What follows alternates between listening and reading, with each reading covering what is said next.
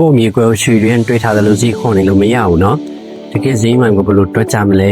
မြေအောင်ချင်တဲ့သူတွေကငါမြေကွက်ကအမိုက်စားကြီးတိုင်းတောင်းချတန်လေလို့တွေးတတ်ကြသလိုဝယ်မဲ့သူတွေကလည်းဟဲတောင်ပေါ်ကမြေဆောင်ဆောင်ကြီးဘာလို့ဒီလောက်ဈေးကြီးနေတာလဲလို့ထင်တတ်ကြတယ်မလားတကယ်တမ်းကိုမြေကွက်ကဘယ်လောက်တန်လဲဆိုတာတတ်မှတ်ဖို့အထူးသဖြင့်ကလောလိုတောင်ပေါ်ဒေသမှာဆိုရင်ဒီအချက်လေးတွေကတိကျကြည့်ရပါတယ်နံပါတ်1အနေနဲ့ယူကရှယ်ဖြစ်ရလားကလောမှာကရှုခင်းလာလေးဈေးပိုရလီပါ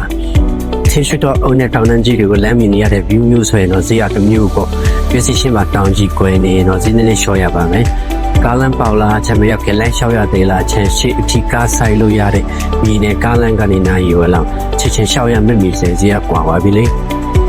တမဆက်တော့ရဲ့စင်တီလေးဈေးပိုကောင်းနေပါပဲဒီနဲ့မိတမော်ဒီတမှာရေရဖို့တော့အရေးကြီးရဲ့အဝီစီတွင်တူလို့ရလားရည်သွဲလို့ရလားမိရောရောက်နေပြီလားဆိုတာတွေကမိဈေးကိုအများကြီးအပြောင်းလဲဖြစ်စေပါတယ်။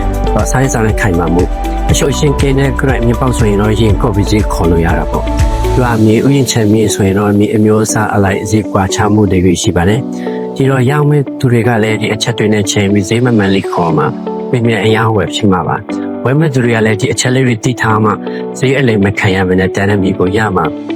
ကိုမျိုးကိုဈေးမမှန်တဲ့အမြင်ဆောင်ရောက်ချင်လို့ယူဒီစိတ်ကြောက်တော့အအောင်အချင်တာပဲဖြစ်ဖြစ်ဂလောမှာအရှုပ်အရှင်းကင်ပြီးစိတ်တန်တဲ့ဒီကလေးတွေဝယ်ဖို့တိုက်ပြီးချင်တာပဲဖြစ်ဖြစ်